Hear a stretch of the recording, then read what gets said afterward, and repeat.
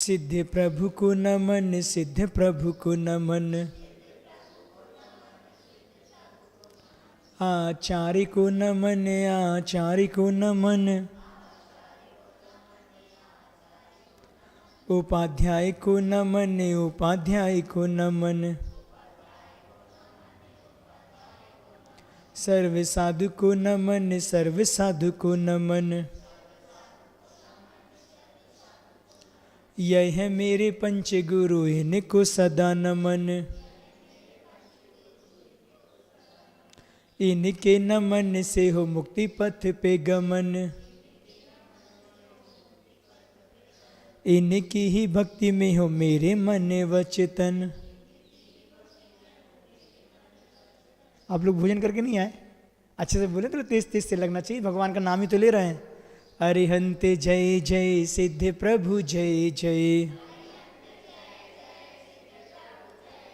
साधु जन जय जय, जिन धर्म जय जय। अरिहंत मंगल, सिद्ध प्रभु मंगल। साधु जन मंगल, जिन धर्म मंगल। अरिहंत उत्तम, सिद्ध प्रभु उत्तम। साधु जन उत्तम, जिन धर्म उत्तम। अरिहंत शरणा, सिद्ध प्रभु शरणा। साधु जन शरणा, जिन धर्म शरणा। चार शरण अघ हरण जगत में, और न शरणा हितकारी। जो जन ग्रहण करे वे होते, अजर अमर पद के धारी। नमस्कार श्री अरिहंतों को, नमस्कार श्री सिद्धों को। आचार्यों को, उपाध्यायों को। सर्वलोक के संतों को, सर्वलोक के संतों को। पंच परमेष्टि भगवंतों की, आचार्य गुरुदेव श्री मानसिंह स्वामी महाराज की, आचार्य गुरुदेव भगवान श्री विद्यासागर जी महाराज की। सबसे पहले मंगलाचरण का अपन काव्य पढ़ते हैं। भक्तामर्पणते मौलि मणि प्रभाण, मुद्योतिकं तलिते पापितमो वितानम। सम्यक प्रणम्य जिन पाद युगम युगादा, बालंबनम भव जले पतिताम जनानाम। अब 16 से लेके 19 तक के 4 पढ़ते हैं, फिर 20वां पन्ना आज देखेंगे। 16वें नंबर का निकालो आप लोग। निर्धूम वर्तिरप वर्जित तैल पूरा, कृष्णम जगत्त्रयमिदं प्रगटीकरोसि। गम्यो न जात मरुतां चलिता चलानां, दीपो परस्त्वमसि नाथ जगत् प्रकाशा। नास्तां कदाचिदुपयासि न राहुगम्या, स्पष्टीकरोसि सहसा युगपज्जगन्ति। नाम्बोधरोधरि निरुद्ध महाप्रभावा, सूर्यातिसाहि महिमा सि मुनीन्द्रलोके। नित्योदयं तलितमोहमहान्धकारं, गम्यं न राहुबदिनश्य न वारिदानां। विभ्राजते तव मुखाब्जमनल्पकान्ति, विद्युतयज्जगत् पूर्व शशाङ्के बिम्बम्।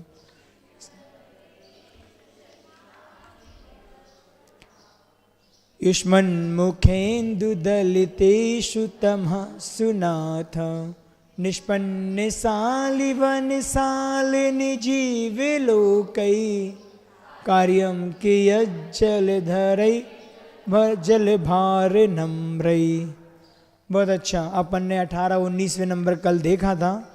18वें नंबर के काव्य में भगवान की तुलना अपन ने मुख चंद्र मतलब जो था चंद्रमा से की थी।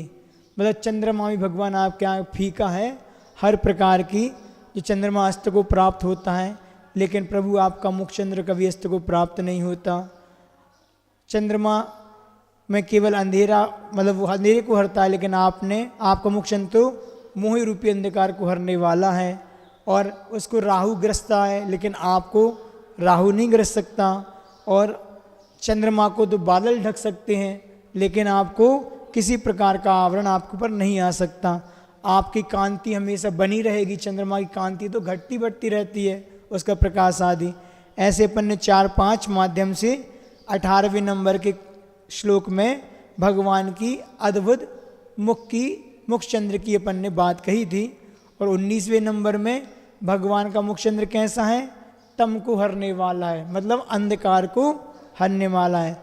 जिस प्रकार का एग्जाम्पल दिया था, संसार में धान के पक जाने पर जल के भरे बादल का कोई महत्व नहीं है। जब धान पक गई तो बादल से क्या प्रयोजन है, बारिश से क्या प्रयोजन है।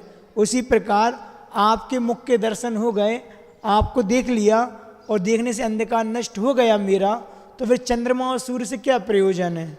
न रात्रि के चंद्रमा से कोई प्रयोजन रहा और न दिन के सूर्य से कोई मतलब रहा। इसलिए आपका मुख चंद्र ही पर्याप्त है। अब आज अपन 20 नंबर का पढ़ेंगे।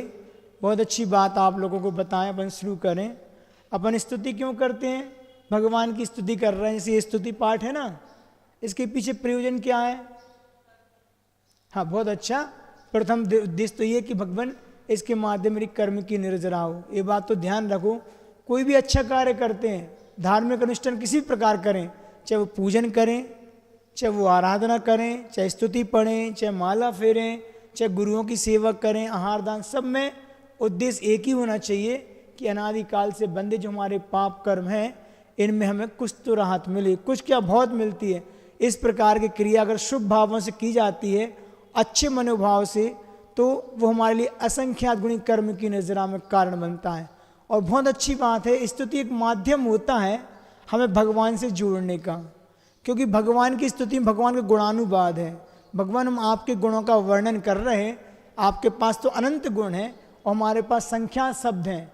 ये बात तो ठीक है कि मुझे वो पात्रता नहीं है, लेकिन फिर भी उन्होंने कहा कि आखिर सूरज की आरती दीपक से ही तो उतरती है। सूरज की आरती सूरज से नहीं, दीपक से ही उतरेगी। इसलिए आप तो सूरज के समान हैं, आपको प्रकाश की आवश्यकता नहीं है, लेकिन आप जैसे सूर्य के लिए हम जैसे दीपक ही आरती उतारते हैं। इसलिए पात्रता नहीं है, फिर भी हम एक प्रयास कर रहे हैं और मुझे पता है, विश्वास भी है कि मेरा प्रयास विफल नहीं जाएगा। आज तुम आपका गुणानुवाद कर रहे हैं, आपसे जुड़ने का एक प्रयास कर रहे हैं। एक दिन बहुत जल्दी है हम आपसे मिल जाएंगे और आप जैसे भी बन जाएंगे। तो भगवान से मिलने का, उनके पास आने का, उनकी भक्ति करने का एक ही प्रयोजन है कि एक दिन हम भी भगवान जैसे बन जाएं। और इसके लिए ये भी बहुत ज़रूरी है कि अच्छे कार्य के लिए पुरुषार्थ तो करना पड़ता है।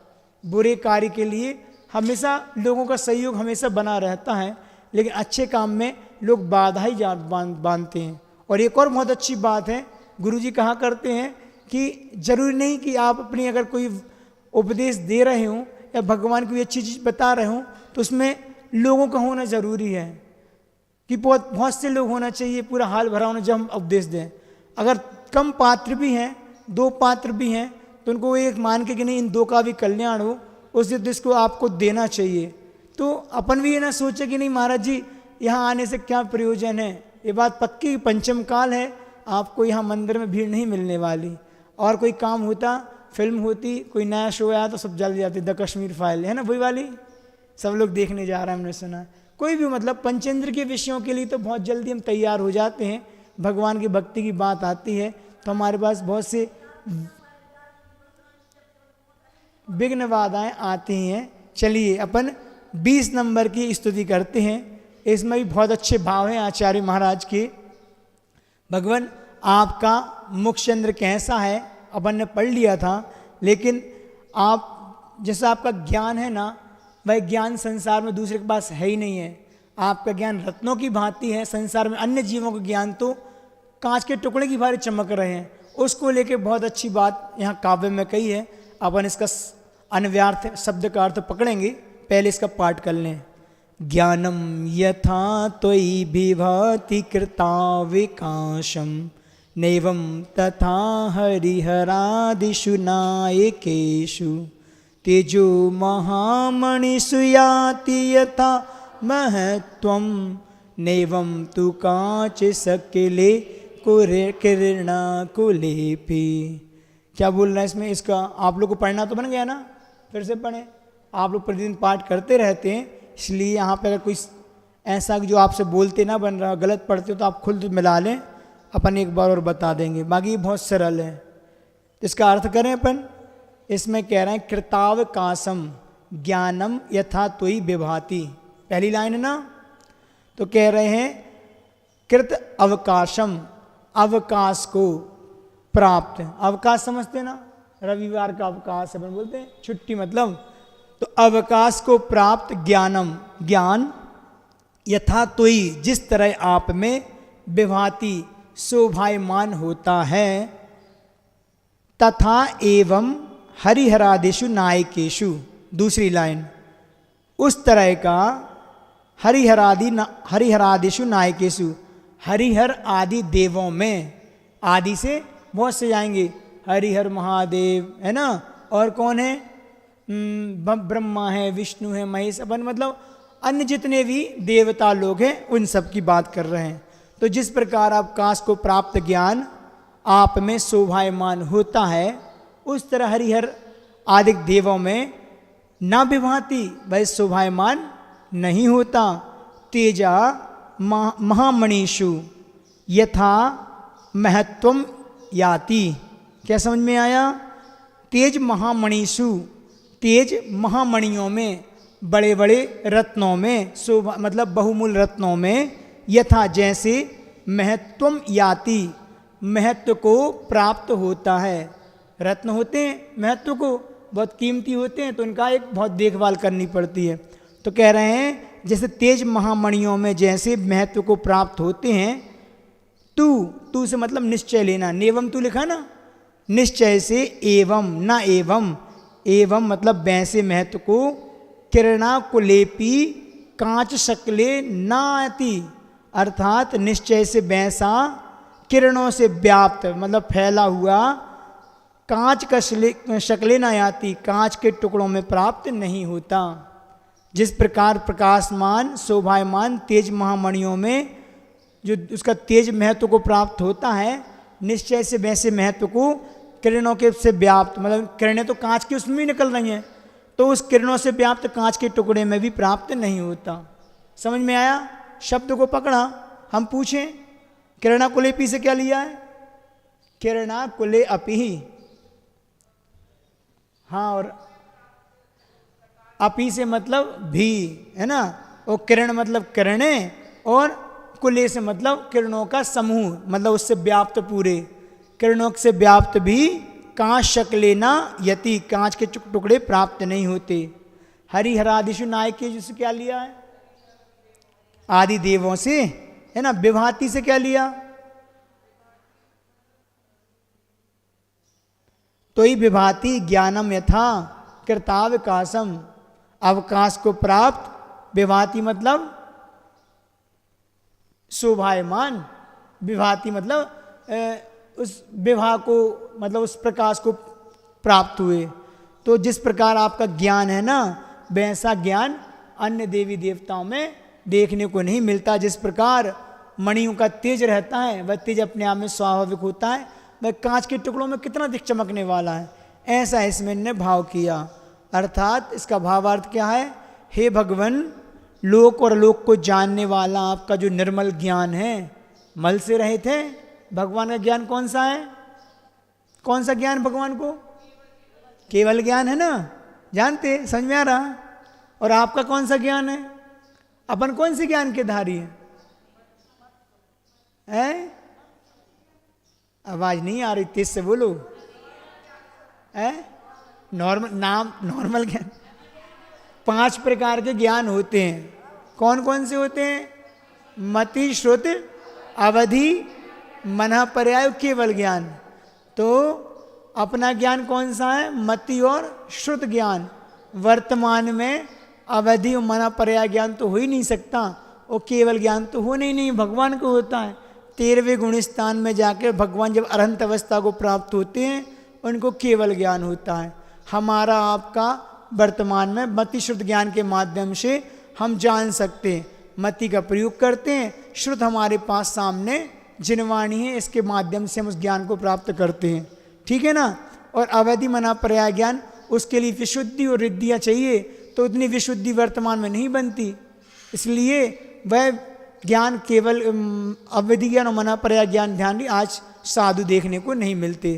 तो जो भगवान का ज्ञान है वह कैसा है? केवल ज्ञान है, और वह निर्मल है, मल से रहित है। और अपना ज्ञान कैसा है? मल मतलब कर्म इसके सहित है। मल किसको कहते हैं? कर्म को कहते हैं। कर्म मल से सहित है, और कर्म से मतलब आवरण पड़ा है, उसमें एक बीच में पर्दा है कि हमारा जो ज्ञान है भूलने वाला भी है, फिर याद आने वाला है, ऐसा ना, कम ज़्यादा वाला भी, किसी की बुद्धि ज़्यादा किसी की कम, तो सब प्रकार का ज्ञान हमारा देखने को। लेकिन भगवान का कैसा ज्ञान है?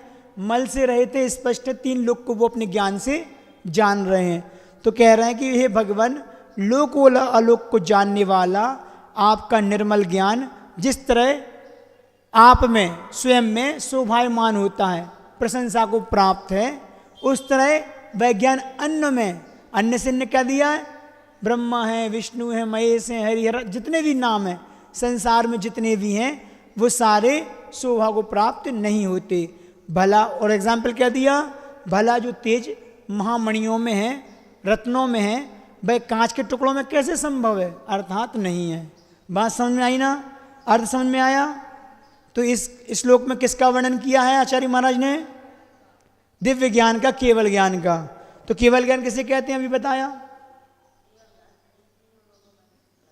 बच्चों बता दो। हाँ, नहीं, मन, इंद्रियों मन से तो रहत है ही, इंद्रियों अच्छा मल से रहत, निर्मल मन। हाँ, बहुत अच्छा है। जो हमारा ज्ञान है ना, मति और मति आदि, मतलब मति जो शुद्ध ज्ञान है वह इंद्रियों मन की सहायता से होता है। और भगवान का केवल ज्ञान कैसा है? वह आत्मा से उत्पन्न होता है, उसमें 5 सेंस की अपेक्षा नहीं होती, ना मन की आवश्यकता होती है। भगवान का ज्ञान निर्मल है, केवल ज्ञान। लेकिन केवल ज्ञान किसे कहते हैं? जो अभी बताया ना हमने, जो इंद्रियों मन की सहायता से रहित होता है और 3 लोक को, वह सब पदार्थों को अपने ज्ञान से जान तक तसमत, पर्याय और द्रव्यों को जानने वाला, स्पष्ट रूप से, प्रत्यक्ष रूप से वह केवल ज्ञान होता है। आप लोग ऊपर से तो नहीं जा रही? कुछ लोग नए नए बैठे इसलिए पूछ रहे हैं, नहीं आए तो पूछ सकते हैं। तो भगवान के ज्ञान की उपमा किससे कही उदाहरण में? यहाँ पे एग्जाम्पल में महामणियों से, है ना? तो महामणियों का जो तेज है वह किसके प्रकाश से फीका पड़ जाता है? उसके सामने। अच्छा, महामणियों के जो प्रकाश के सामने किसका फीका पड़ जाता है प्रकाश? कांच के टुकड़ों का। तो आप लोग को समझ में आ गया ना इसमें क्या कहना चाहे आचार्य महाराज? कि जिस प्रकार मणियों के महातेज के सामने कांच के टुकड़ों का प्रकाश फीका पड़ जाता है, उसी प्रकार वैसे ही भगवान आपके दिव्य तेजोमय केवल ज्ञान के सामने हरिहरादिक आदि देवों का ज्ञान फीका पड़ जाता है। तो इनका कथन क्यों किया यहाँ पे? इन लोगों का दिव्य ज्ञान क्यों नहीं होता? अन्य देवी देवताओं का किस अपेक्षा से बोला है भगवान ने यहाँ पे, आचार्य महाराज ने?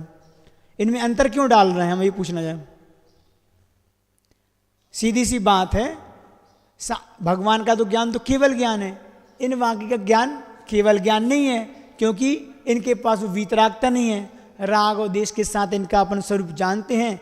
जिनके पास वीतरागता का अभाव है तो उनको दिव्य ज्ञान नहीं हो सकता, वह केवल ज्ञान उपलब्ध नहीं हो सकता। तो लोक में इनकी क्या मान्यता है? लोक में अन्य देवी, जैसे किसी ने कहा कि इन देवों को सृष्टि के कर्ता है, एक को सृष्टि के कर्ता बताते हैं ब्रह्मा जी को, और विष्णु जी कौन है? पालन करते हैं, पालनहार हैं। और महेश कौन है? संहारक है, ऐसे कि ना। और ये सब शक्तिमान है। और इन्होंने क्या है, इनको अवतार लेते हैं लोग, अवतार लेके इनके पूजा की जाती है अन्य संप्रदायों में।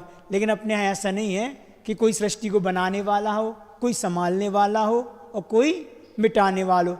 अनादिकाल से पृथ्वी है, सृष्टि है, अनादिकाल तक रही है। जीव आता है, चला जाता है, अपने अच्छे बुरे कर्मों के हिसाब से अच्छी बुरी गति को प्राप्त होता है। और ये अवतारवाद की यहाँ पे अपने यहाँ परंपरा नहीं है। अपने यहाँ तो जन्म मरण की परंपरा है। एक बार जीव मरण है तो जन्म हुआ है तो उसको मरना है। और जिसने केवल ज्ञान प्राप्त करके सिद्ध अवस्था को प्राप्त कर लिया, उनको पुनः फिर संसार में नहीं आना। अगर इतना पुरुषार्थ अगर संसार में आने के लिए होता तो फिर कोई करता ही क्यों मोक्ष जाने के लिए? मोक्ष सुख को प्राप्त करने के बाद कोई जीव संसारी अवस्था में कर्म से बंधन नहीं होता। एक बार कर्म छूटे तो फिर पुनः सिद्ध अवस्था को प्राप्त हो जाते हैं। तो हमारे यहाँ जैन धर्म में किसकी पूजा की जाती है? कल बताया था हमने बहुत अच्छे से। कल बोला ना, जैन धर्म में व्यक्ति की नहीं, व्यक्ति के गुणों की, व्यक्तित्व की पूजा की जाती है। जिसके पास वीतरागता है वह पूछे, भले ही उसका नाम कुछ भी हो। अपन पढ़ते ना, मेरी भावना, आप लोग सब पढ़ते होंगे, उसमें आया, उस दिन भी कहा था, जिसने राग देश कामादिक जीते सब जग जान लिया और सब जीवों को मोक्ष मार्ग का निष्प्रह उपदेश दिया। बुद्ध वीर जिन हरिहर ब्रह्मा, या उसको स्वाधीन कहो, भक्ति भाव से प्रेरित हो, चित्त से में लीन रहो। अब कुछ भी कहो, बुद्ध कहो, ब्रह्मा कहो, हरिहर कहो, महावीर कहो, कुछ भी नाम लो, हमारे लिए तो राग देश से रहित होना चाहिए, कामादिक विकारों से रहित हो, जो हित में प्रिय, हितोपदेशी वाणी, इच्छा से रहित, निष्प्रय हो बोलते हैं ना। और सब जीवों के कल्याण, सर्वज्ञ जिनके पास सर्वज्ञता हो, तीन लोग को अपने ज्ञान से देख रहा हूँ, ऐसे भगवान हमारे लिए मान्य है। नाम से कोई प्रयोजन नहीं है। बात समझ में आई ना। एक और बहुत अच्छा श्लोक है, क्षमा सागर जी अपने प्रवचन में हमेशा बोलते थे, अगर आप लोग सुना हो, भववीजांकुर झरना, सुना ना, रागाद्या क्षयमुपागता यश्य ब्रह्मा वा विष्णुर्वा हरो जिनो वा नमस्तस्मै। इसमें भी वही भाव है। क्या है? भव बीज रूपी अंगूर के जनने वाले, उस जन्म को, मतलब भव रूपी जो बीज है, जो बार बार जन्म हो रहा है, उससे रहित, और रागादि क्षयमुपागता, रागादि से रहित जो हैं, यश्य जो भी हैं, अच्छा ब्रह्मा वा विष्णुर्वा हरो हरादि कोई भी हो, उन जिनको मेरा बार बार नमस्तस्मै नमस्कार हो, ऐसे व्यक्ति को। इसलिए यहाँ पे गुणों की पूजा हुआ करते हैं, ऐसे ही ना। बहुत अच्छा, बहुत अच्छी। यहाँ पे जब भक्ति की बात आती है तो भगवान अपने भक्त से क्या कहते हैं, आप लोग को 4 लाइन सुना रहे हैं। धूप ही नहीं ठहरने को छाँव भी दूंगा, धूप ही नहीं ठहरने को छाँव भी दूंगा, सागर ही नहीं पार होने को नाव भी दूंगा। समझ में आया ना। धूप ही नहीं ठहरने को छाँव भी दूंगा, सागर ही नहीं पार होने को नाव भी दूंगा। तुम भक्ति, विश्वास और समर्पण को बनाए रखना, तुम भक्ति, विश्वास और समर्पण को बनाए रखना। पथ ही नहीं चलने को पाँव भी दूंगा। बात समझ में आई ना। देखो कितनी बड़ी बात बोली। भक्ति को, विश्वास को और समर्पण को, ये तीनों काम करते हैं। जब परमार्थ की बात आती है, धर्म की बात आती है, तो सबसे पहले विश्वास मांगा जाता है। जहाँ श्रद्धा विश्वास है वही धर्म हमारे लिए कार्य है। ठीक है ना। संसार में लौकिक क्षेत्र में देखते हैं, डॉक्टर तो बहुत हैं और बड़े बड़े डॉक्टर भी हैं, लेकिन हमारी जिसके प्रति श्रद्धा होती है उसी की दवाई हमारे लिए फलती है। बड़े बड़े डॉक्टर की दवाई भी कभी कभी हमारे लिए फ़ायदा नहीं कर पाती, लेकिन कोई छोटा डॉक्टर हमारे लिए काम कर जाता है, सिर्फ एक कारण से, उसके प्रति विश्वास होता है।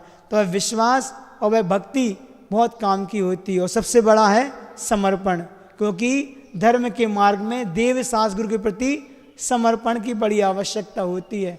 हमारे अंदर समर्पण की बहुत कमी है। कभी मौका मिला तो हम समर्पण की बात आप लोगों को जरूर बताएंगे।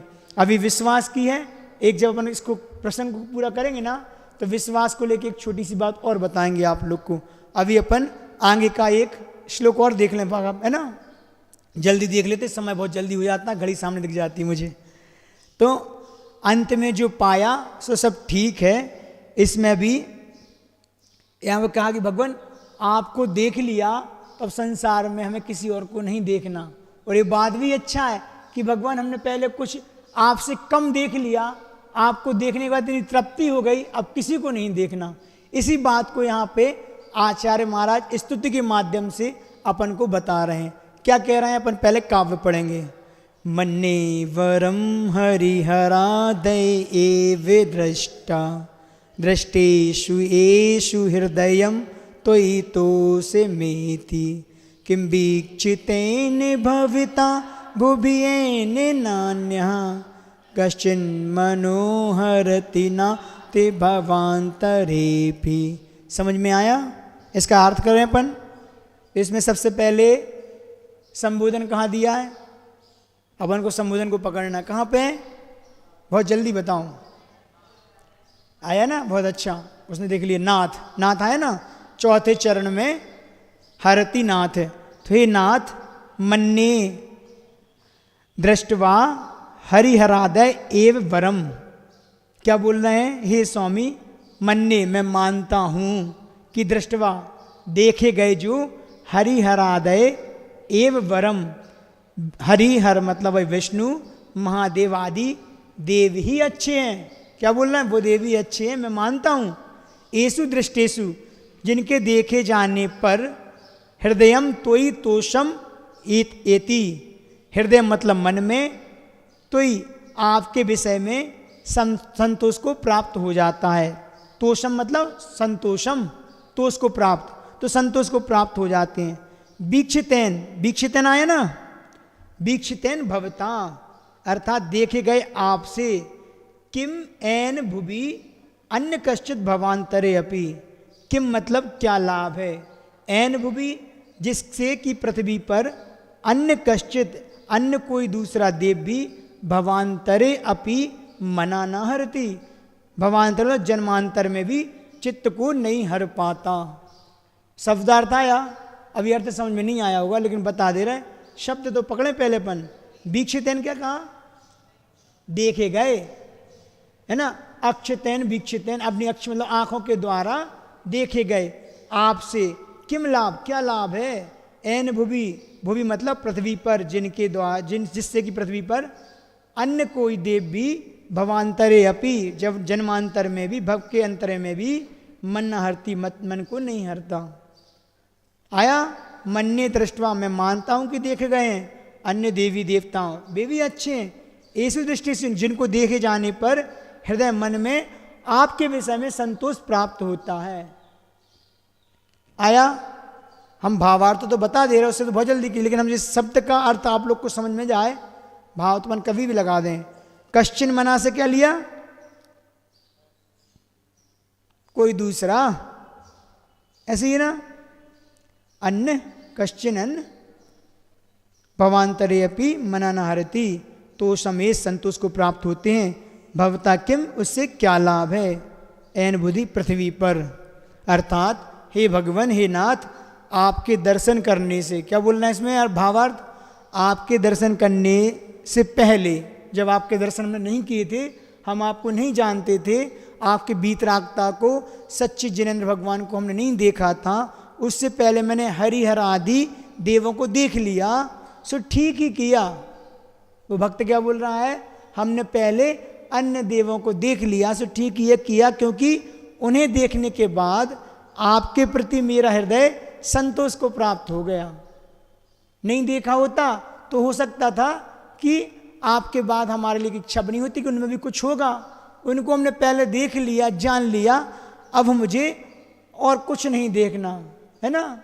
एक गाना गाते ना लोग, कुछ और ना मैं अब चाहूं या देखूं गुरु दर्शनों के बाद, ऐसे इसमें है कि भगवान हमने आपको देख लिया, आपके दर्शन कर लिए, अब मुझे संसार में कुछ भी नहीं देखना। तो वही बात यहाँ बोल रहे हैं, आपके दर्शन करने से पहले मैंने अन्य हरिहर आदि के देवों को देख लिया, सो ठीक ही है, क्योंकि उन्हें देखने के बाद आपके प्रति मेरा हृदय श्रद्धा से, भक्ति से और विश्वास से संतुष्ट हो गया। और जिसमें अब जन्मांतर में भी अन्य देवों को देखने से संतुष्टि नहीं मिल सकती, नहीं हो सकती। ऐसा है, पहले देख लिया, इसके बाद आपको देखा तो मैं संतोष को प्राप्त हो गया, और अब आगे वाले कितने ही जन्म क्यों ना हो जाए, अन्य किसी को देख के मुझे संतोष नहीं होने वाला। ऐसा इसका भाव है। समझ में आया आप लोग को? तो इस श्लोक में ऐसा क्यों कहा गया कि भगवान, ये अच्छा ही हुआ कि पहले हमने उनको देख लिया।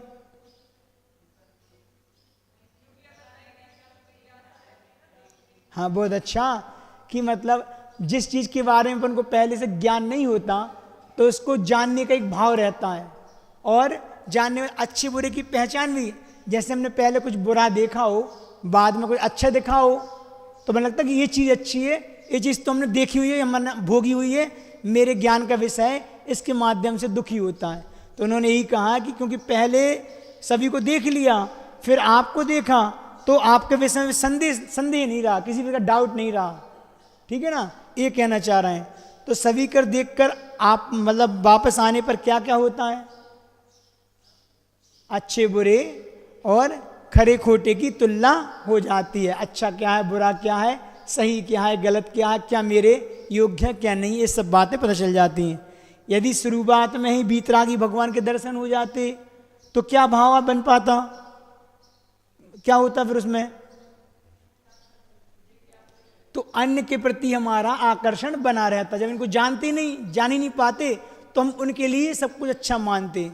ठीक है ना, हमने अगर एक भेद किया है, उनमें अंतर डाला है, तो हमारे पास एक अच्छे लॉजिक होंगे, और आप लोग समझदार सब समझते हैं उनमें कौन सी कमी है जो बीतरागी भगवान में नहीं है, हम क्या चाहते हैं, सच्चे देव, सच्चे गुरु, सच्चे शास्त्र की पहचान क्या है, हमें पता होना चाहिए। अब हमने पहले उनको भी देखा है, फिर इनको भी देखा है, फिर एक दूसरे में हमने क्या किया है, हमने विचार किया है कि सही गलत की पहचान, तो आज मुझे संतुष्टि हो रही है। ठीक है ना, तो यहाँ पे संतोष को प्राप्त होते हैं। तो हृदय में संतोष प्राप्त क्यों नहीं होता उन लोगों को देख के? बहुत अच्छा, कि सबसे पहले तो वो जिस प्रकार हम संसारी प्राणी है ना, संसार में हम रहते हैं, वो भी संसारी हैं, मुक्त नहीं हुए। दूसरी बात, जैसे विषय कसायों में हम फंसे हैं, वैसी विषय कसाय उनके सामने देखने को मिलती है। अपन ज़्यादा डिटेल में कभी अलग से बता देंगे, यहाँ सामने बताना अच्छा नहीं होता। कौन सी विषय कसाय हैं, ऐसे कौन से कर्तव्य हैं, हो सकता वो जितने बुरे कर्म अपने ना हों, उससे ज़्यादा अपन को सामने देखने को मिल रहे हों। ये सारी बातें तो गुण विषयक हम में, संसारी प्राणियों में, आप लोगों में, और उनमें कोई अंतर समझ में नहीं आता। जिस प्रकार राग देश हम करते हैं, वैसे राग देश उनमें देखने को मिलता है, तो मन में श्रद्धा नहीं उत्पन्न हो पाती। यही उनके प्रति संतोष न बनने का कारण है। आ गया ना, ये बहुत अच्छे से अपन को आना चाहिए। आदर, श्रद्धा, पूजा का भाव किन के प्रति जागता है?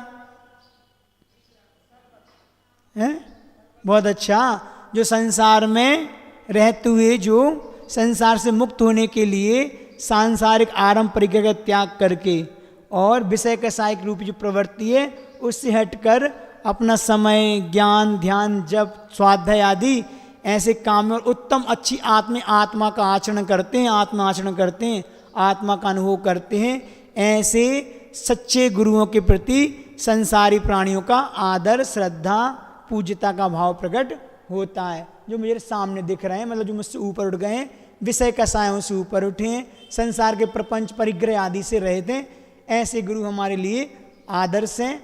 आदर के भाव उनके प्रति आना चाहिए, आते हैं। श्रद्धा के और पूज्यता के भाव हमारे उनके अंदर प्रकट होते हैं। ठीक है ना, आशय समझ में आ गया इस श्लोक का? एक बार और बताएं। इसमें आचार्य महाराज कहना चाह रहे हैं कि ठीक ही हुआ कि मैंने पहले अन्य हरिहर आदि देवों को देख लिया, जिनके देखने के बाद मेरा हृदय बीतरागी भगवान के प्रति संतोष, परम संतोष को प्राप्त हुआ।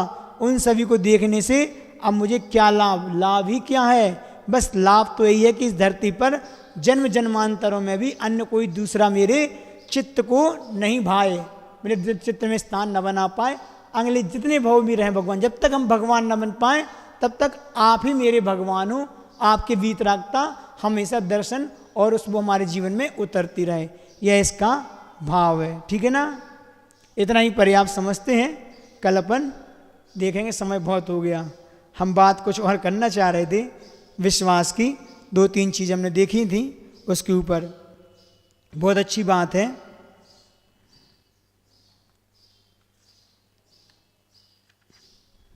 हमने बात काहे की कर दी आपसे? विश्वास की। तो कहते हैं आदमी 40 दिन बिना खाए पिए रह सकता है, 20 दिन बिना पिए रह सकता है।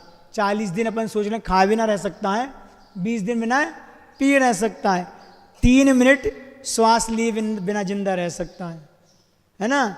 मगर बिना विश्वास और उम्मीद के 1 मिनट भी जिंदा नहीं रह सकता। लोग कहते हैं कि दुनिया शेषनाग के सिर पर टिकी है ना, ऐसी लोगों की मान्यता है यह दुनिया शेषनाग के सिर पर टिकी है। पर मेरा मानना है कि दुनिया आपसी विश्वास पर टिकी है, शेषनाग में नहीं। विश्वास है तो दुनिया टिकी है, और जिस दिन आपसे विश्वास खत्म हो जाएगा उस दिन सब कुछ खत्म हो जाएगा। इसलिए विश्वास का ही सब खेल है। एक दूसरे से विश्वास के साथ अपना लौकिक जीवन चलता है, और वही विश्वास हमारे पारलौकिक जीवन में काम आता है। भगवान तो हमारे बीच नहीं है, लेकिन फिर भी भगवान की वाणी में श्रद्धा है, विश्वास है। वही विश्वास हमारे लिए मुक्ति में कारण बनेगा। आज परोक्ष ज्ञान के माध्यम से हम प्रत्यक्ष भगवान को अनुभव नहीं कर पा रहे, लेकिन भावना और श्रद्धा के माध्यम से उनको जान रहे हैं कि भगवान भी होते हैं, कैसे होते हैं हमारे बीच। अभी प्रतिमा में विराजमान है, एक समय ऐसा भी आएगा कि साक्षात भगवान के दर्शन करेंगे और हम स्वयं भगवान बनेंगे। कुछ और बात थी, अब समय कल देखेंगे अपन। आज इतना ही पर्याप्त समझते हैं, ठीक है ना। 7 बज गए। आज भजन भी लेना है क्या? आज हम सोच रहे थे एक बहुत अच्छी कोरोना के काल में भावना थी, ये हमारी नहीं है, पूज्य मुनि श्री निस्सीम सागर जी के द्वारा थी। आज हम सोच रहे थे उसको सुना देंगे, उसमें भाव बहुत अच्छे हैं, आप लोग सुन सकते हैं जल्दी करके थोड़ा सा। सब जीवों के कष्ट दूर हों, सबका हित हो बे। सब जीवों के कष्ट दूर हों, सबका हित हो बे। कोरोना विकराल समस्या शीघ्र नष्ट हो बे। इस नगरी में, इस भारत में, सारी दुनिया में अमन चैन घर घर छा जाए। सबके जीवन में रहें परस्पर सब मिलजुल कर, सबकी मदद करें। जात पात के भेद मिटाकर सब पर दया धरें। प्रेम और करुणा से पूरित जब सबका मन हो, निश्चित संकट टल जाएगा, पल पल मंगल हो। देश धर्म की रक्षा करने सब तैयार रहें। अगर भविष्य सुरक्षित करना थोड़ा कष्ट सहें। भारतवासी सभी अखंडित राष्ट्र धर्म पालें। बिना कहे कर्तव्य निभाकर सबको संभालें। तेरा मेरा भाव छोड़कर सबको अपनाओ। संकट की घड़ियों में खुद ही आगे आ जाओ। स्वार्थ छोड़ परमार्थ करो कुछ, तन तो मिट जाना। काम किसी के आ पाए तो निज पर हित होना। यदि राष्ट्र पर संकट आए अपना सब दे दो। धर्म बचे हम रहे ना रहे राष्ट्र सुरक्षित हो। नित्य करे ये प्रबल भावना कोई नहीं रोवे। कोरोना विकराल समस्या शीघ्र नष्ट होवे। सब जीवों के कष्ट दूर हो, सबका हित होवे। कोरोना विकराल समस्या शीघ्र नष्ट होवे। बहुत अच्छा। वैसे हम अंधे हैं गुरु के अभाव में। वैसे हम अंधे हैं गुरु के अभाव में।